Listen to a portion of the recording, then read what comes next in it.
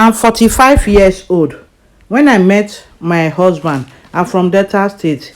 I got married to my husband in 2003. My husband is also from Delta State. I'm a caterer. I cook for events. When I met my husband, he had nothing, but I did not mind because I was making good money.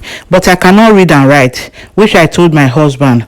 He said he does not mind. He said that my character is enough for him. So I was the one taking care of my family. I take care of my husband. I buy him clothes. I pay the house rent. Even when children started coming, I was one taking care of everyone. Some years into our marriage, my husband picked army form and went for their training. By the grace of God, he was recruited, and all of us moved to Amu Barak in Lagos. 2 years later, my husband left the house and said he was going for a course. After some months, I visited him. I found out that my husband was staying with another woman. The girl was surprised to see me. She said that my husband never told her that I was married, so she left. My husband apologized. I spent 3 days with him before I went back home. But since then, anytime I have any issue with my husband, this man will remind me that I cannot read and write. He kept telling me that he's not sure that he can end up with a woman that cannot read and write. Meanwhile, I ignored everything that my husband was saying and doing to me. I bought a land and started building. I also opened a very big provision shop for myself. 2 years ago, my husband had an affair with an officer's wife, and this caused him a lot of issue in his workplace. At the end of the matter, he resigned from the army. The office gave him huge amount of money as a payoff. They gave us some monk to leave the barrack. So I begged my husband to support me to roof our house. This man said the money has not really entered his hand. I ended up roofing the house myself. 3 months before we left the barrack, my husband told me he was traveling. This man went to the new house I built and added 2 other rooms to the building. He also built 2 shops in front of the house. All this he did without my consent. When we finally moved out of barracks and got our new house, I was surprised to see shop in front of our building. When I entered the building, I also found out that 2 rooms were attached to the building. That was when my husband opened up that was what he came to do. I kept quiet. After all, he's my husband. But ever since I moved into my house, I have not been feeling too well. Each time I leave my house, I'll be very okay. But immediately I enter the compound, I will not be feeling fine with everything I was going through. My husband was looking at me and telling me that I'm looking too old for him. I told him that it's because of what I was going through. I begged my husband to put a tenant in the compound because my children are in school. And my husband only visits that compound 2 times a month. He got a new job, so he stays at his workplace.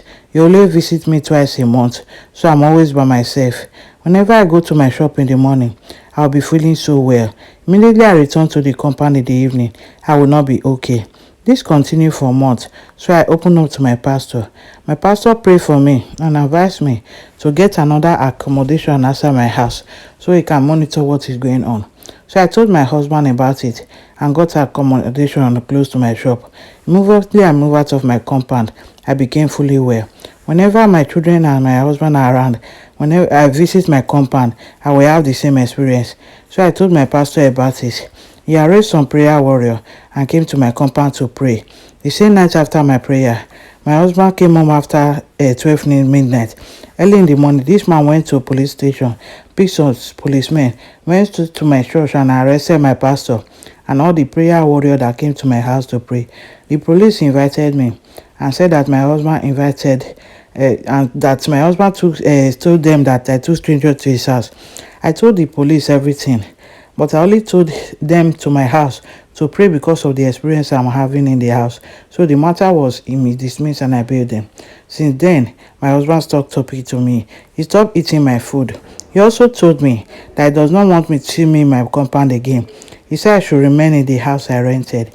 He also told me that he's no longer interested in the marriage unless I will follow him to the village shrine. Yesterday, I went to my house to see my children. Immediately I entered the compound, I started having the same experience. My husband came out and walked me out of the house I built with my money.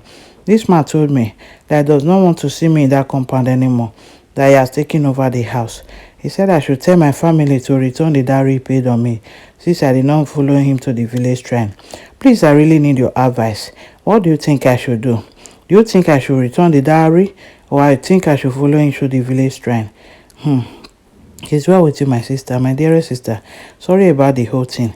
But the truth is that the volley day your husband built on that land, that was the day he took over that compound. And he does not even want you there because it's no longer